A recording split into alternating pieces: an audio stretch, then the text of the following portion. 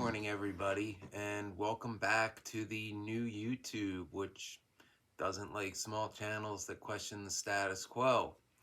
That being said, if you want to support the channel, there's the super thanks button and the links to PayPal, Venmo, and Cash App in the About section of the channel. I'm a little ashamed to ask, but since most of my videos have been demonetized and I am challenging them, and it's a crapshoot on whether or not they're gonna remonetize some or not, because there's absolutely no consistency with the new rules.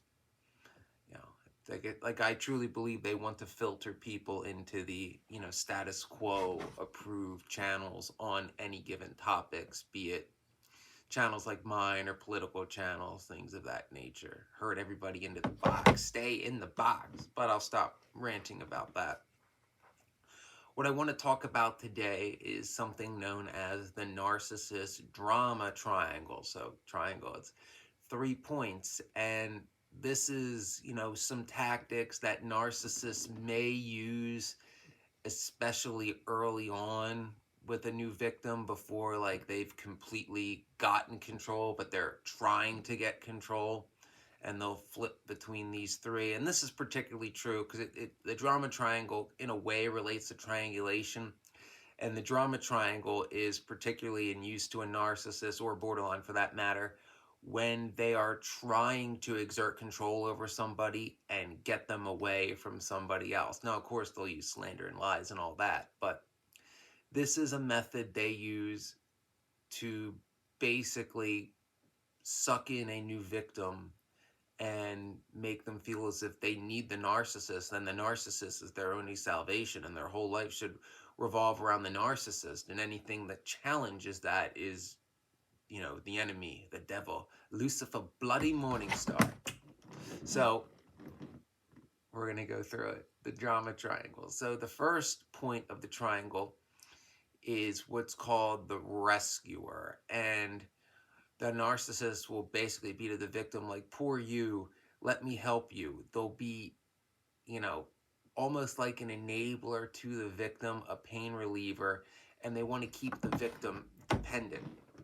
Now, this is usually done by monopolizing the victim's time. So again, like triangulation, they want to isolate the victim from any outside people, places, things, hobbies, jobs, anything that takes time away from the narcissist and their complete control and influence over the victim. So in a way, they'll try to seem like a rescuer. Like, this is really, especially if somebody like just moved to an area and a narcissist is like, oh yeah, there's my next target, or a borderline's like, there's my next favorite person. And in this stage of the triangle, the narcissist or the borderline, as I said, tries to monopolize the victim's time. But they also, if there's anybody else that person's getting close to, the victim, they'll try to make that person seem bad. And being narcissists and borderlines, cluster Bs in general, facts and truth don't matter. They'll retcon history. They'll this could be somebody that the narcissist may have praised, recently, but now that they see this person as a threat to taking away their property, now that must all be retcon. That person must be vilified at any cost. So, somebody who was once, the greatest guy ever is now the devil himself, and any means necessary must be used to paint this person as the villain, so the narcissist can then paint themselves as the rescuer. And as I said, this is done through monopolization of time. The narcissist at this point, acting as the rescuer, will cancel victims' plans, be like, no, I can't let you do that. No, I won't let you do that. Or no, you're not doing that. Just straight up taking control of the victim's life. And in contrast to like someone who's an actual rescuer, speaking as an INFJ with a hero complex, somebody who's actually trying to rescue somebody will listen to what that person's trying to say. They'll listen to what their problems are. Like, oh, I'm having money problems. And, an intuitive, for example, might be like, well, you have natural talents here, here, and here. These are some things you can do on the side for extra money. They'll try to help that person out of the problem that they themselves said is a problem, not like the narcissist telling them like, this is a problem and I'm getting you out of it. Shut up and do what I say. I'm helping you. That's the main difference, because the rescuer only rescues when being asked to rescue. It's like the fire department. We don't just show up. We got to be called. You know, if you don't call the fire department don't show up. And an actual rescuer is the same way. You know, it's like, oh, you confided in me that there's something wrong in your life. And now that you've confided that, I'm going to give you my honest opinion of what the situation is. And if I know the type of situation, I'm familiar with it, I will give you honest advice on how to get out of it. That's not the narcissist. The narcissist, it's all about, basically, as the rescuer, they're like, I'm your only salvation, and your only hope is to do exactly what I say when I say it. Don't ever question me. It's just let me make all your decisions, and everything will, I'll get everything I want. I mean, everything will be fine, kind of thing.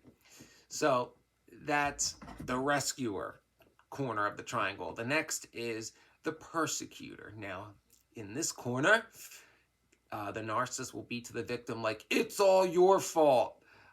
Critical, blaming, controlling, and they'll feel superior. This will be when the victim starts to question the narcissist, like starts to exert some form of free will, like talking to people that the narcissist doesn't approve of, or, you know, making plans that don't include the narcissist, you know, living their own life. They can't have that. So this is when the narcissist will be critical, like, you know, you're going to ruin your life, or, you know, this isn't going to work out. You need to listen to me. You know, no, you can't do that. How could you be so stupid? Like, you know, how could you even think for a second that I don't have your best interest at heart? You're just, you know, so dumb and inexperienced. You need to listen to me. You everything you think is wrong. Don't trust your intuition. Intuition's bad. Do what you're told. And the narcissist will then be critical and try to get the victim to do things that'll please the narcissist, because they'll try to make the victim feel as if every decision they make, everything they think and feel, is wrong. And especially if this person has low self-esteem, the narcissist will beat them down to the point where the victim will feel like, well, I can't do anything right.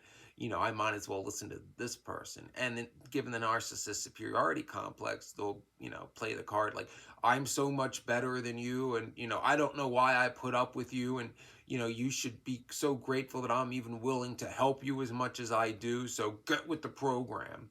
I know there's a lot of overlap from other things I've said, but it's important to recognize this narcissistic drama triangle when you see it, because it's something you should be aware of, because it manifests usually early on when a narcissist is weaseling his or her way into your life, or a borderline. So that's why it's an important video nonetheless. Things overlap in narcissistic abuse. It's you know, just the way it works, I guess. I don't know. I'm not a psychiatrist. And the final point of the triangle is the victim, the borderline's favorite point of the triangle. The victim, poor me, powerless, hopeless, stuck. Now, this corner of the triangle usually manifests when the target finally admits themselves, and probably others, like, this is not a good situation. This is not normal. I don't know exactly what's going on, but I know this isn't right, because at this point, the narcissist or the borderline has gotten so controlling, and they're probably openly referring to this victim as their property, and, you know, could possibly be threatening those that don't go along with what the narcissist believes. God help you if you're somebody who's telling the victim, like, this treatment isn't right and you need to run like hell. So this is when, you know, the narcissist, the borderline, will play the victim and try to hoover the victim back in. This is when you'll get the stuff like, I don't know what I'd do without you. You're my whole world. I'm lost without you. Like, I need you. You know, the narcissist will blow out of proportion any small inconvenience in their life at this point and make it act like world ending. But at the same time, they'll discredit and minimize any pain or suffering anybody else is going through, because if it's not happening to the narcissist, it doesn't count. So this is where they're trying to get the victim to stick around out of pity, out of some form of obligation, you know, to try to enforce, like, if you leave me, bad things will happen to me, and that'll be on your conscience.